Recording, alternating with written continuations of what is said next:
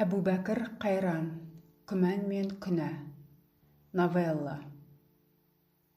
Әмісе әйел жұмбағын әулие де шеше алмас. Тәмсіл. Кербезде кеуделілеу жігіт Мәуленнің соңғы күндердегі өзгерісі басқаларға байқалмаса да, үй ішіндегілердің бәріне үрей туғыза бастағандай еді. Мырзалығы мен жомарттығын маңайындағы жұртқа қашан да көрсеткісі келіп жүретін мақтаншақтау азамат өзінің әйелінің сұлулығынан бастап хан сарайындай 6 бөлмелі үйі барлығын, қымбат көлік мініп жүргенін, аудан орталығындағы ең жаңа мектептің директоры екендігін санамалай келіп, өзінің қарабасын ең бақытты адамдардың қатарына баяғыда қосып қойған. Бір үйдің жалғыз баласы болған соң, ішкені алдында, ішпегені артында. Қалай жүрем, қалай тұрам демей, еркін өскен бұла жігіттің балалық шағы да, студенттік кезі де алқып-шалқумен өткені рас. Мұны үйлендіре салып әкесі Сейілжан қайтыс болып кеткеннен кейін 2 ай бойы еңсесі езіліп, жетімдік, жалғыздық дегеннің не екенін енді сезініп жүрген кезінде анасының қайсарлығы мен намыстылығының арқасында тез-ақ бойын жинап алған болатын. Кейде ғана күрсіндіріп қоятын бір уайымы көрген перзентінің де жалғыздығы, әйелінің бір бала таба салып, құрсағы құрғап, теп-тез тоқырап қалғандығы. Екеудің бірі кетсе бірі қалар, жалғыздың өзі кетсе кім қалар деген мәтел сөзге айналып кеткен өлең жолдарын жиі есіне алып, мұңдылау ойға батып кететіні де содан.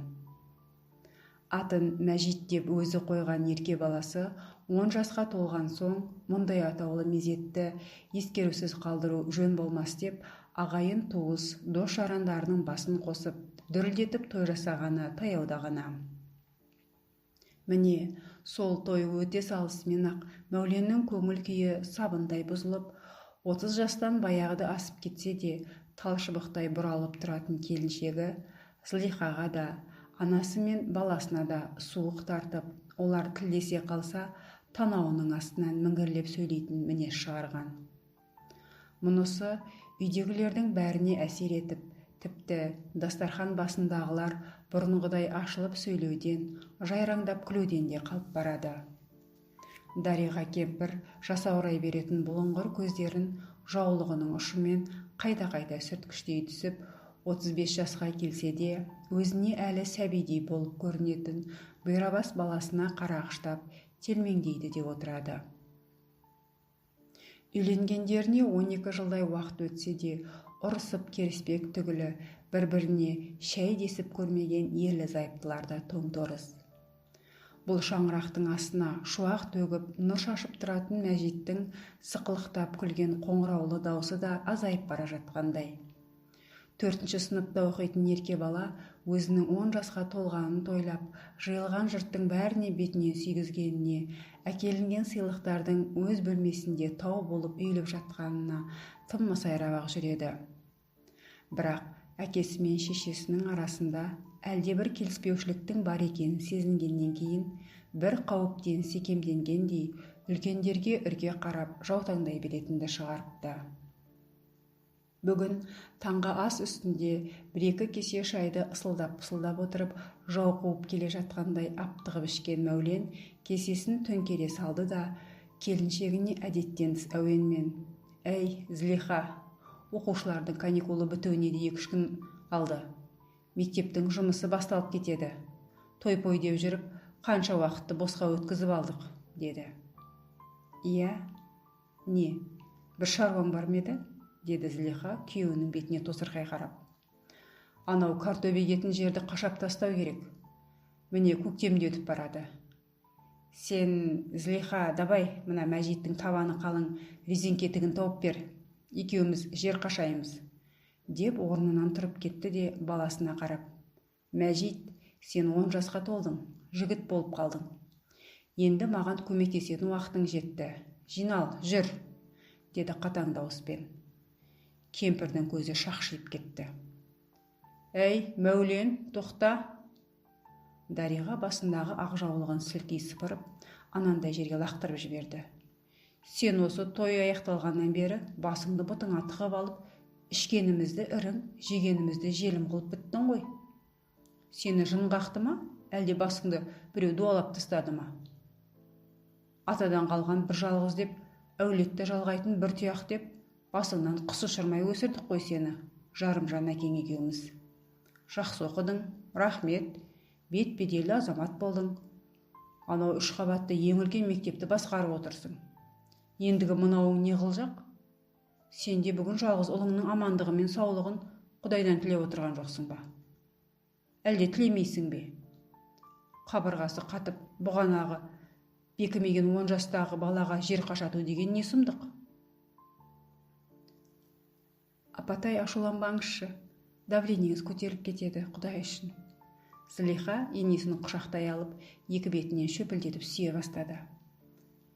Есікті тарс еткізіп жауып кеткен әкесінің соңынан Мәжит те томпан қағып ілесе жөнелген. Сәлден соң бұтына шалбар, аяғына үбілген етік киіп, басына орамалын шарт байлап алған Зылиха да далаға шықты. Қолында күрек. Әй, Зылиха, сен пысқысмай-ақ қой. Апамның қасында бол, дәрісін бер, деді Мәулен. Зылиха бір сәт қалт тұрып қалды да, күрегін селқос сүйретіп Мәуленнің қасына жақындады. Бұл кезде Мәжит есік алдында жатқан ұсақ тастарды тепкілеп өзімен өзі әуре болып тұрған. Мәулен, айтшы, саған не болып жүр? Деді Зылиха. Өзім білгелі сенің мұндай мінезіңді бірінші рет көріп тұрмын. Саған не болды? Ал саған не болып еді? Сонда, баяғыда.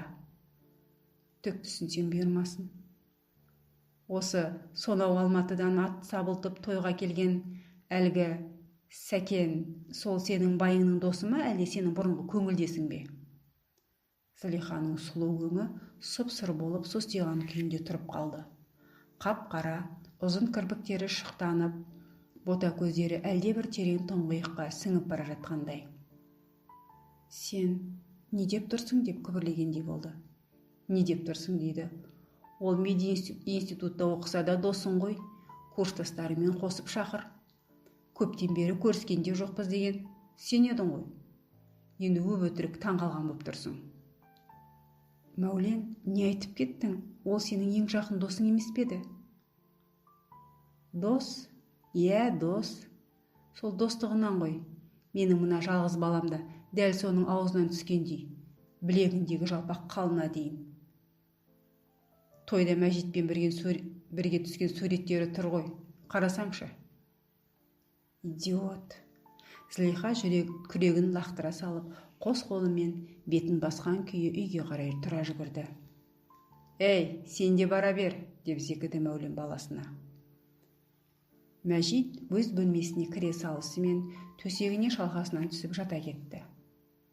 Терезеден түскен күн сәулесінен жасқанып, бетін көлегейлей беріп еді, білегіндегі қап-қара қал көзіне оттай басылды.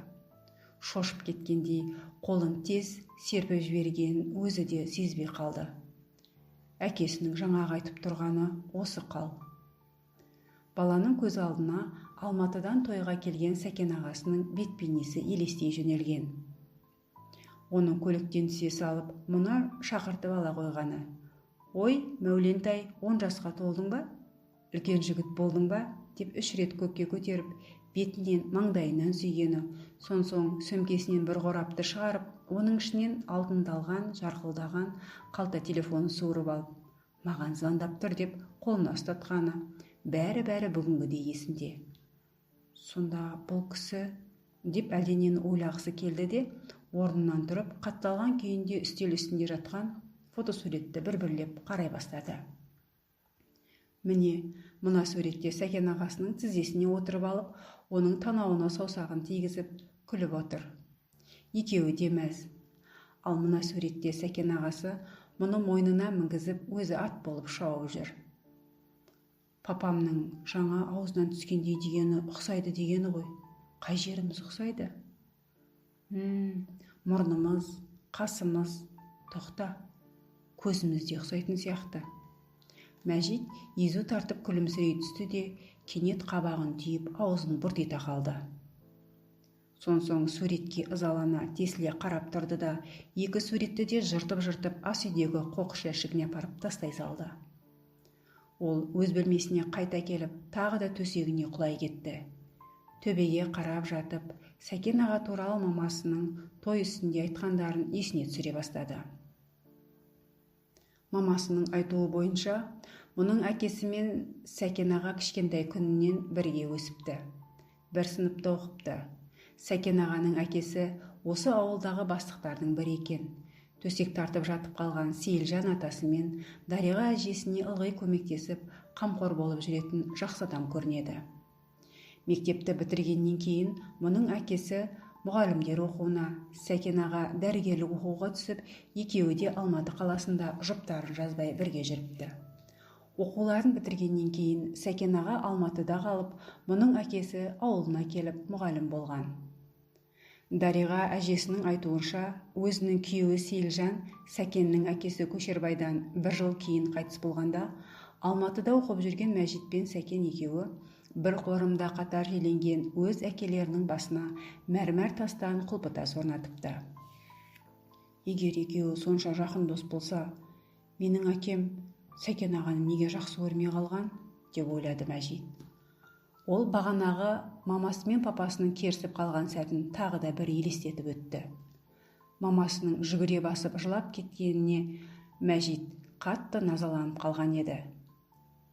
Қазіргі жағдайы қалай екен, қасына барып мамасын жұбатқаны дұрыс қой. Мәжит жатын бөлмесінің есігін ақырын ашып, саңлаудан сығалап қарап еді, мамасы теріс қарап бүрісіп жатыр екен.